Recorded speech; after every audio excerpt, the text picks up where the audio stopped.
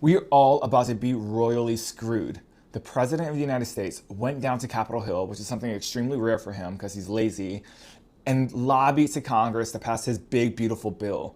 And it worked. The House of Representatives passed his bill with a majority vote, and now it's going to the Senate, and this must stop now because we are all about to be royally screwed.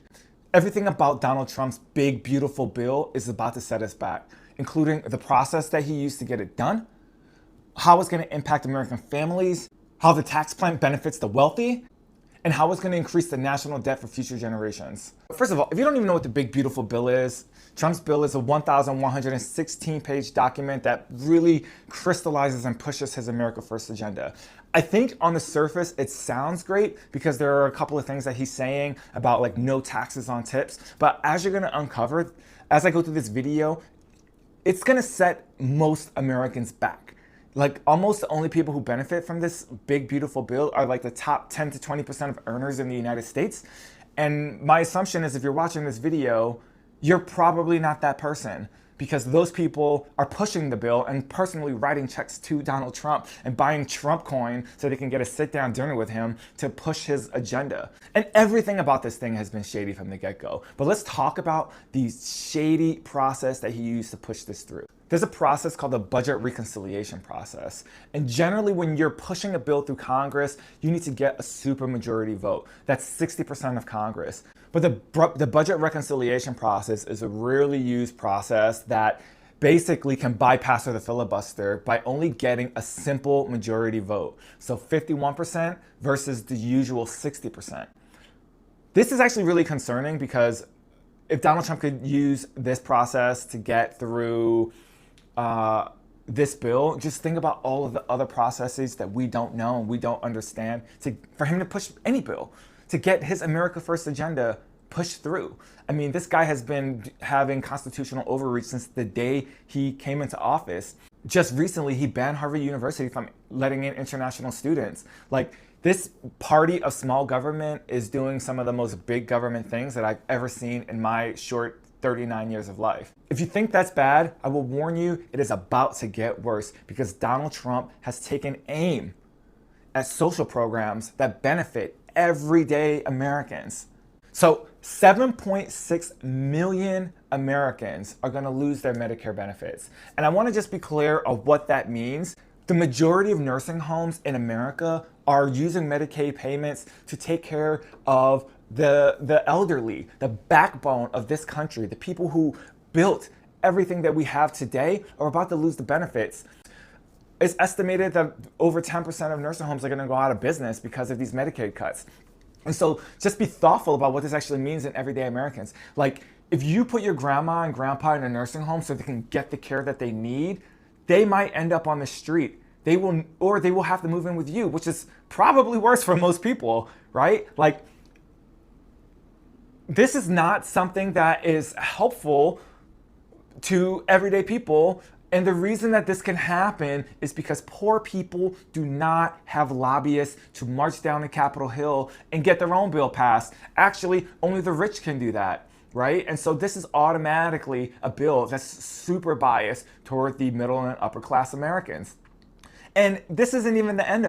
Over 3 million Americans will lose SNAP benefits. So if you're using food stamps today in an already inflationary, tariff-filled, expensive economy, it's about to get worse because now you might lose access to everyday groceries that you use to feed yourself and feed your family. And this is something that's really hits home for me because I actually grew up extremely poor in the United States. I'm an immigrant to this country. My mom worked 2 to 3 jobs and still needed food stamps to pay for me and my brother to get home-cooked, nutritious meals so we could go to school, pay attention, and get the best grades possible.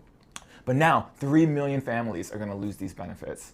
Even though that's very spicy, it's about to get even hotter because President Trump also wants to cut $500 billion in green energy programs. Think about the conflict of interest that this causes.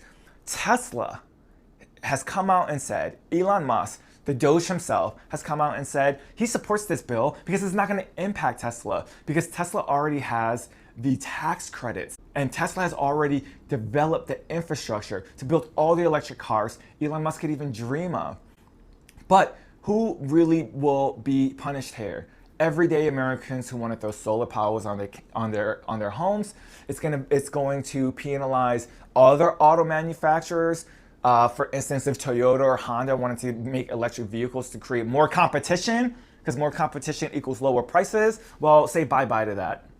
There's a whole bunch of social programs that the president is willing to cut as part of his Make America Great Again agenda. Some of them are listed here, and the estimated impacts are as well. This is something that's really concerning because this bill is not finalized, and we could still take action to stop it. You might think that, oh, I actually don't use this many social security programs. My grandma passed away, no one's on Medicaid, I'm not on food stamps, I'm not buying an electric vehicle or throwing solar panels on my home because I rent. If you think that these things won't impact you, well, here's something that will, and that's his tax plan.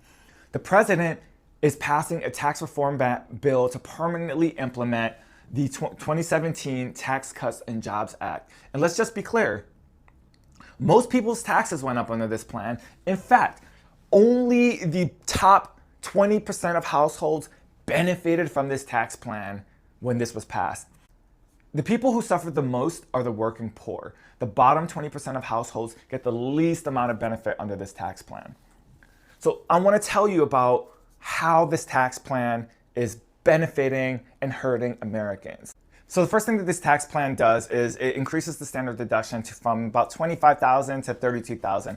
This is something that's beneficial to most Americans, so I'll give them that.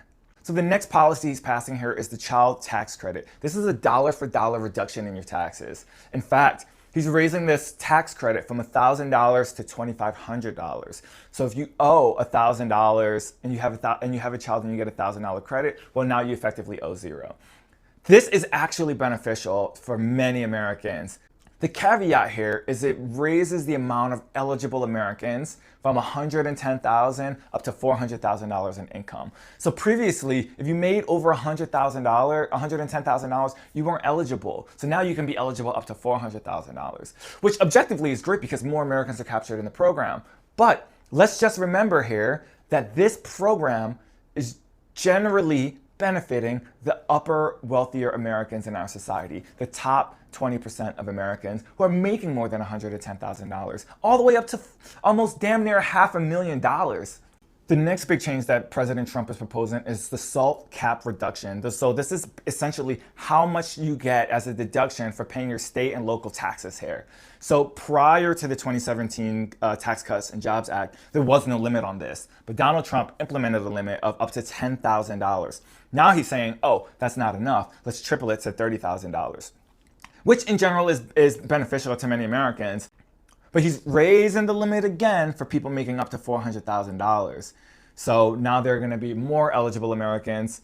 And this, in fact, is beneficial to more Americans, but again, only the wealthy Americans. In fact, this entire policy hurts Americans because before President Trump was even in office, there was no cap on the SALT tax reduction. In many states, Democratic and Republican lawmakers are trying to get that number boosted up to over $124,000 because states like New York and California and Texas and many other larger economy states think that the $30,000 limit is way too low.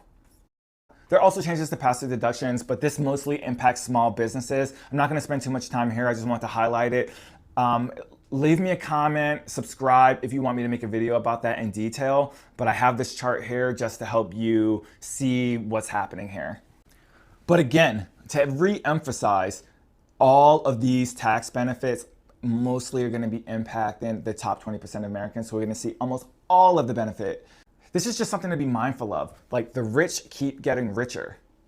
There are other key aspects of this bill that I'm not going to go into, but I put them here on this slide. Please let me know if you have any questions. I'm more than happy to deep dive into any of these topics. So we've talked about social programs, we've talked about taxes, and you're still thinking to yourself, yeah, this isn't so bad. Well, you know, it is, because it's also going to have a massive impact on the economy and the national debt. And no matter where you are on the income scale, no matter if you're collecting social programs or not, there's no way to escape this one if you are a citizen of this country. And in fact, because the US government and the US dollar are directly correlated to global trade and the global economy, Oh yeah, this one's gonna come for you.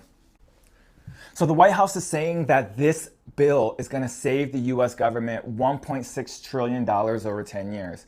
But the Committee for Responsible Federal Budget is saying that's actually going to cost Americans $3.6 trillion over those exact same 10 years. That math ain't mathin', being as though President Trump added trillions of dollars to the national debt from his first presidency. I'm going to go ahead and align with the CRFB by saying he's probably going to add trillions of dollars in debt to this presidency. And as of right now, our country's already sitting on a staggering $36.8 trillion in debt. That's trillion with a T.